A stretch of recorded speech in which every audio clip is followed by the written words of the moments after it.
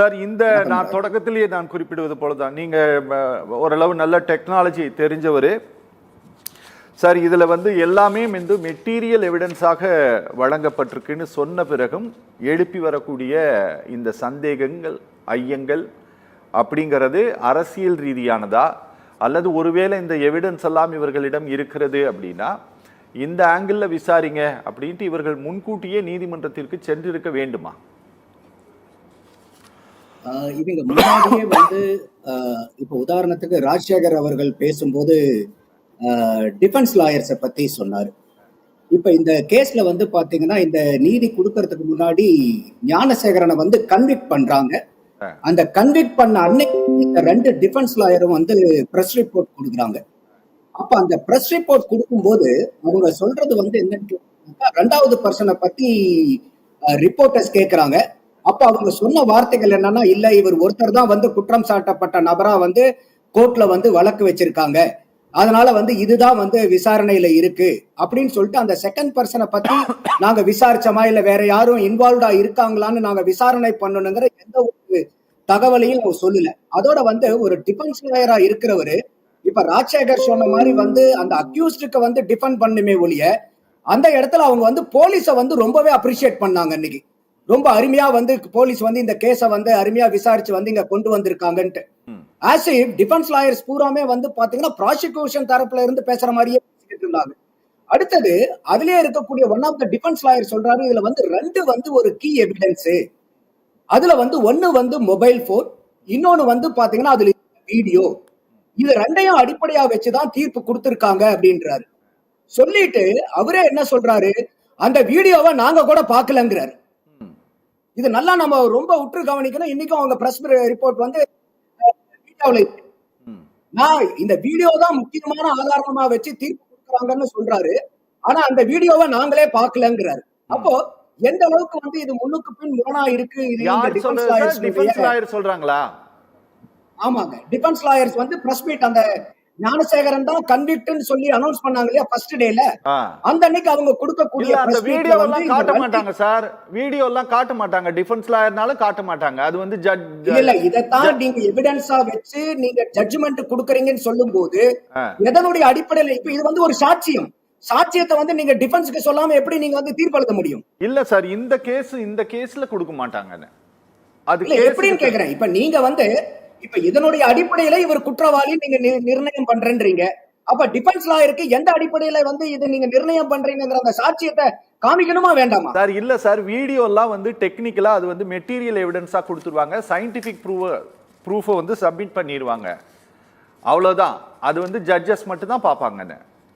ஏன்னா இந்த மாதிரி செக்ஷுவல் அசால்ட் கேஸ்ல அதுதான் ப்ரொசீஜர்னு நான் நம்புறேன்.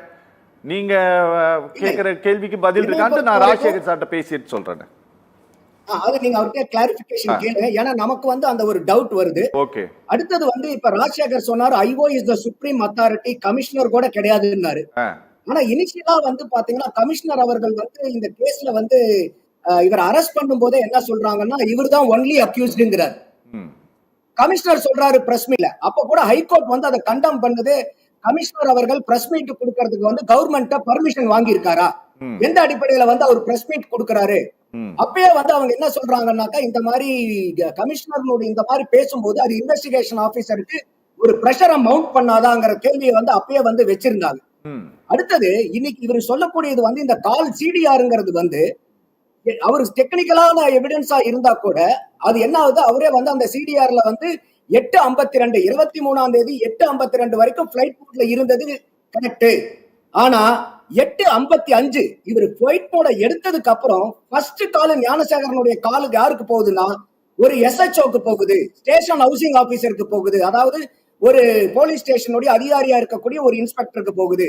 அதே இன்ஸ்பெக்டர் திருப்பி 9:01க்கு 6 நிமிஷத்துக்குள்ளார 2 பேர்த்துக்கிட்டையும் கால் பரிமாற்றம் நடக்கப்படுது.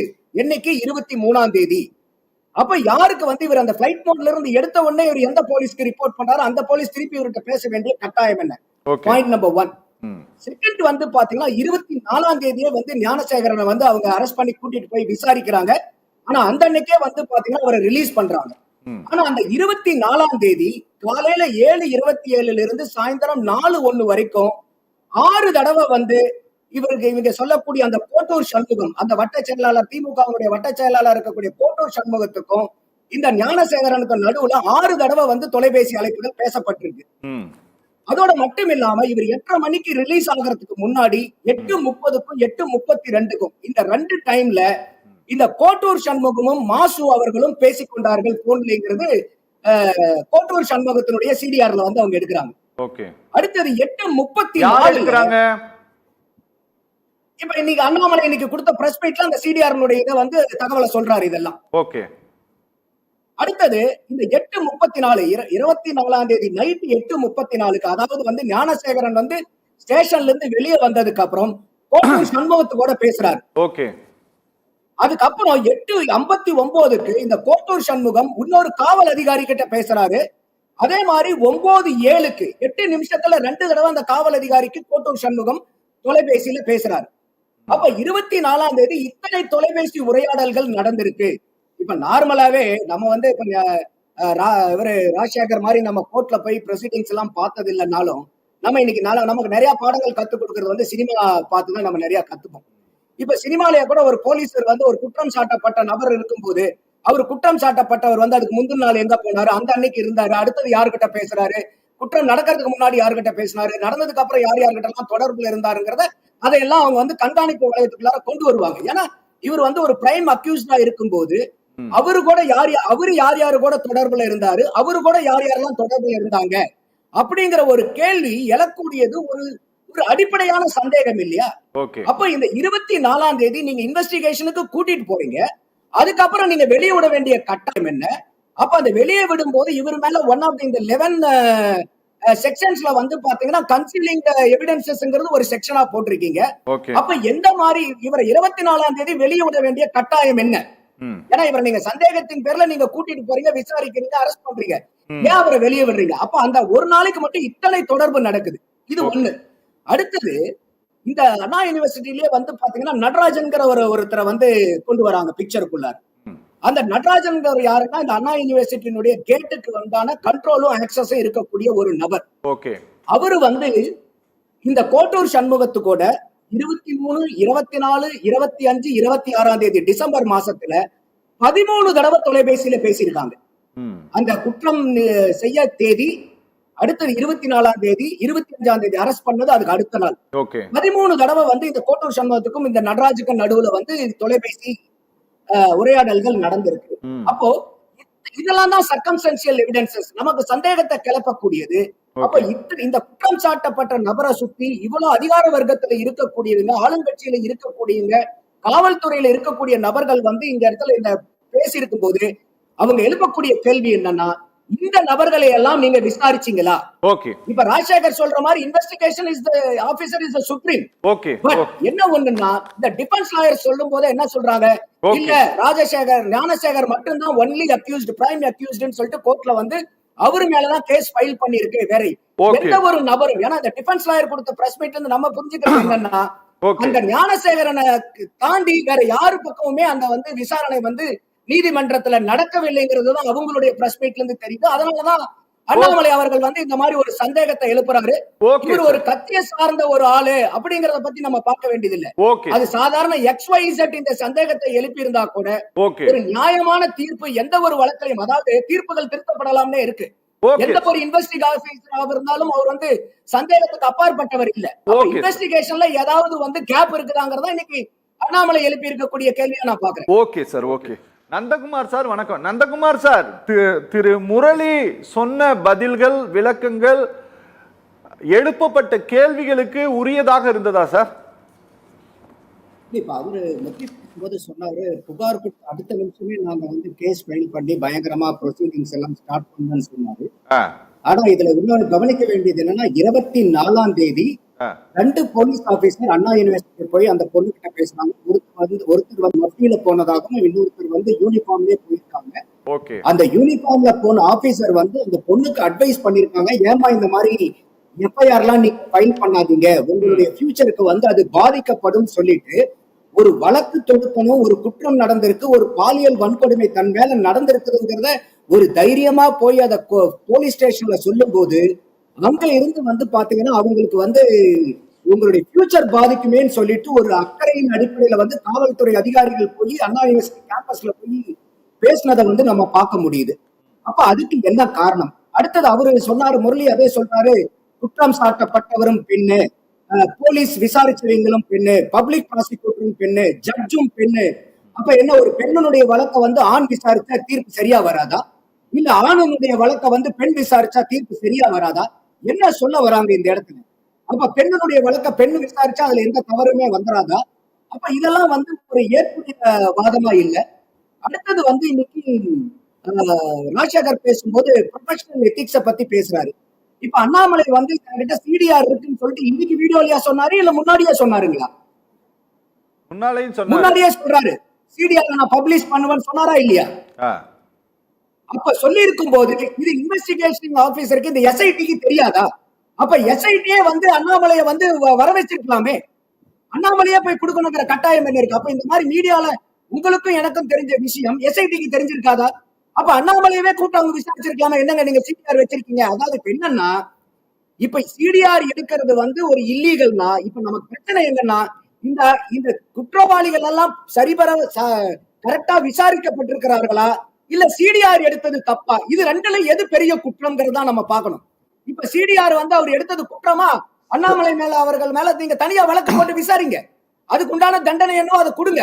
ஆனா இது வந்து சிடிஆர் வந்து அவர் சட்டத்துக்கு புறம்பா எடுத்துட்டாருங்கிறதுனாலவே அவர் எழுப்பக்கூடிய சந்தேகங்களை வந்து எப்படி நம்ம வந்து சிடிஆர் வந்து அன்அபிஷியலா எடுத்துட்டாருங்கிறதுக்காக அந்த குற்றத்தை கடந்து போயிட முடியாது இல்ல, சந்தேகத்தை கடந்துட்டு போயிட முடியாது இல்ல. யாருமே சந்தேகத்துக்கு அப்பாற்பட்டவர்கள் இல்லை இல்லையா? அப்புறம் இந்த எஃப்ஐஆர் லீக்க பத்தி பேசணும் இல்லையா? அப்ப எஃப்ஐஆர் லீக் ஆனது வந்து ஒரு டெக்னிக்கல் ஸ்னாக இருந்திருக்கலாங்கிறதெல்லாம் பேசப்பட்டிருந்தாலும் அதிகமா பேசப்பட்டது என்னன்னா அந்த குவாலிட்டி ஆஃப் எஃப்ஐஆர் ரிட்டன். அப்ப எந்த அளவுக்கு அபத்தமா அந்த எஃப்ஐஆர் எழுதப்பட்டிருக்குங்கிறதுதான் வந்து ஜட்ஜ் வந்து கடுமையா சாடுனாங்க.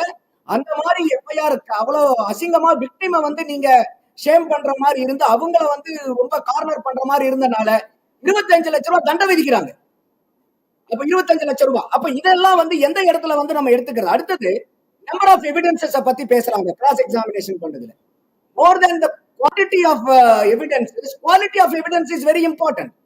அப்ப இந்த சிடிஆர்ல இருக்கும்போது குற்றம் நடந்த அன்னைக்கு பேசின தொலைபேசி, அடுத்த நாள் பேசப்பட்ட தொலைபேசி அழைப்புகள், அதுக்கு அடுத்த நாள் பேசப்பட்ட தொலைபேசி அழைப்புகள், அப்புறம் குற்றம் சாட்டப்பட்டவர் அவரு கூட பேசினது, அவர் யார் யாரெல்லாம் பேசினாரோ அவங்க அடுத்தது யார் கூட பேசினாங்க, இதையெல்லாம் சந்தேகத்து வலயத்துக்கு உட்பட்டு கொண்டு வர வேண்டியது இன்வெஸ்டிகேஷன் டீமுடைய ரெஸ்பான்சிபிலிட்டி தானே.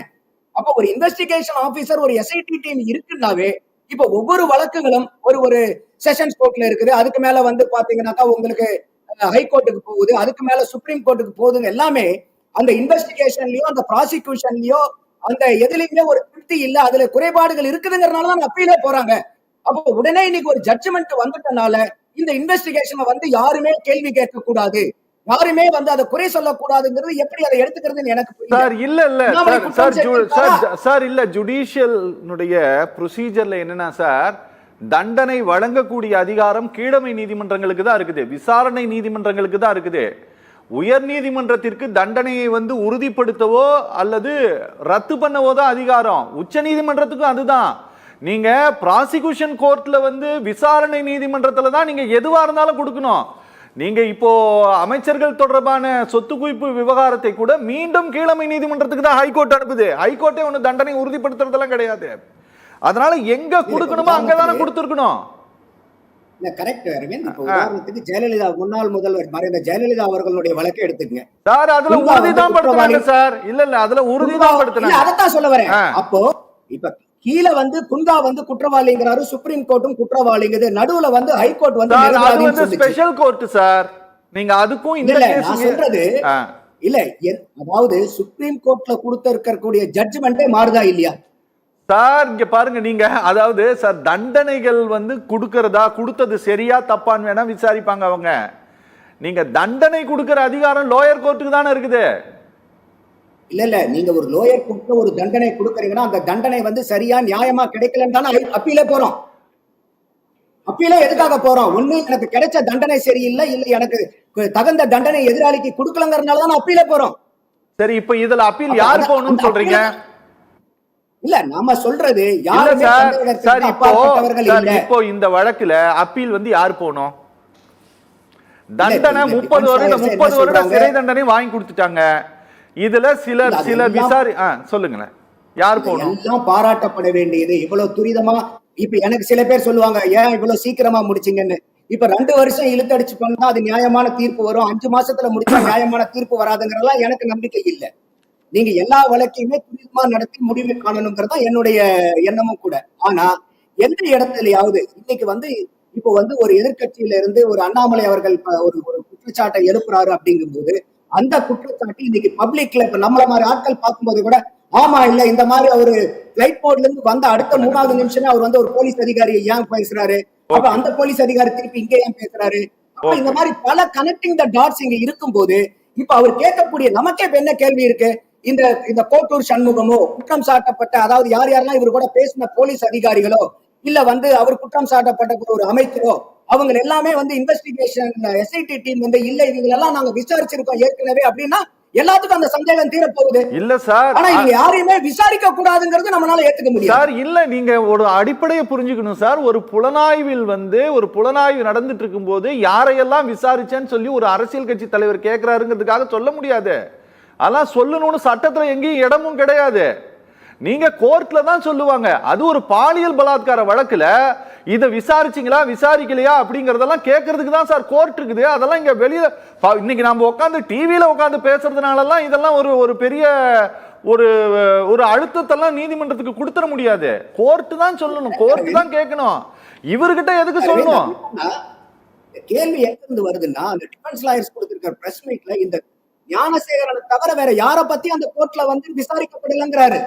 ஏன்னா இவருதான் குற்றவாளி, நாங்க கேஸ் ஃபைல் பண்ணிருக்காங்க, போலீஸ் எக்ஸலண்டா இந்த கேஸ இன்வெஸ்டிகேஷன் பண்ணி கோர்ட்டுக்கு கொண்டு வந்திருக்காங்கன்னு டிஃபென்ஸ் லாயர்ஸ் சொல்றாங்க. சரி, ஓகே. அந்த defence lawyers court defence lawyers இன்னைக்கு இருக்கக்கூடிய லாயர்ஸ் பூரா நான் அப்ரிஷியேட் பண்றது என்ன, யாருமே இந்த குற்றவாளிக்காக ஆஜராகல. ஓகே. இந்த ஹை கோர்ட் தான் இந்த கோர்ட் தான் இந்த டிஃபென்ஸ் லாயர்ஸ் அப்பாயிண்ட் பண்றாங்க. அப்ப எப்படிப்பட்டதா இருந்தாலும் அந்த டிஃபென்ஸ் லாயர்ஸ் டியூட்டி என்ன? ராஜசேகர் ப்ரொஃபஷனல் எத்திக்ஸ் பத்தி பேசுறாரு இல்லையா, டிஃபென்ஸ் லாயர்ஸ் ப்ரொஃபஷனல் எத்திக்ஸ் என்ன? டிஃபென்ஸ் லாயர் நீங்க இப்ப ஞானசேகரனுக்காக இப்ப பேசுறீங்க இல்ல, நான் சொல்றது சார், அது அவர்களுடைய சார். அவங்க நாங்க உயர் நீதிமன்றத்துக்கு நாங்க அப்பீல் போக போறோம்னு சொல்லிட்டாங்க. நீங்க அவர்கள் ஏன் இந்த நீதிமன்றத்துல இந்த இவங்களெல்லாம் விசாரிக்கலன்னு அவங்க கேட்கலன்னு நீங்க கேக்குறீங்க, அப்படிதானே? கரெக்ட். என்ன ஒரு காரணம்னா சார், அது அவங்க தான் சார் கேட்கணும். இல்ல அதான் சொல்ல வரேன். இப்ப அவங்க கொடுக்கிற பிரஸ் மீட்ல என்ன சொல்றாங்கன்னா, இவரை தவிர யாராவது அடுத்த சார்னு எல்லாம் பேசுறாங்களே, அடுத்தது அந்த நபரை யாராவது பேசுறாங்கன்னா அதுக்கு எந்த விதமான பதிலும் இல்ல. இவர் மேலதான் கோர்ட் இருக்கு, இவர் மேலதான் சார்ஜ் ஷீட் பண்ணிருக்காங்க, இப்படிதான் கோர்ட்ல குற்றவாளின்னு இந்த வழக்கு நடத்திட்டு சொல்லிட்டு இவரை ஞானசேகரனை தாண்டி எதையுமே எந்த ஒரு தனிநபரையும் விசாரிச்ச மாதிரி டிஃபென்ஸ் லாயர்ஸே எதுவுமே சொல்லலங்க. Okay okay okay. அப்ப இதெல்லாம் ஒரு நியாயமான சந்தேகம் தானே. ஓகே ஓகே, நடந்திருக்குன்னு நம்ம சொல்லுங்க. சரி, சந்தேகம் இருக்கும்போது 25 பாயிண்ட்ஸ் நிவர்த்தி பண்ண வேண்டியது ஜுடிஷியரினுடைய கடமை தானே. Okay sir, okay sir.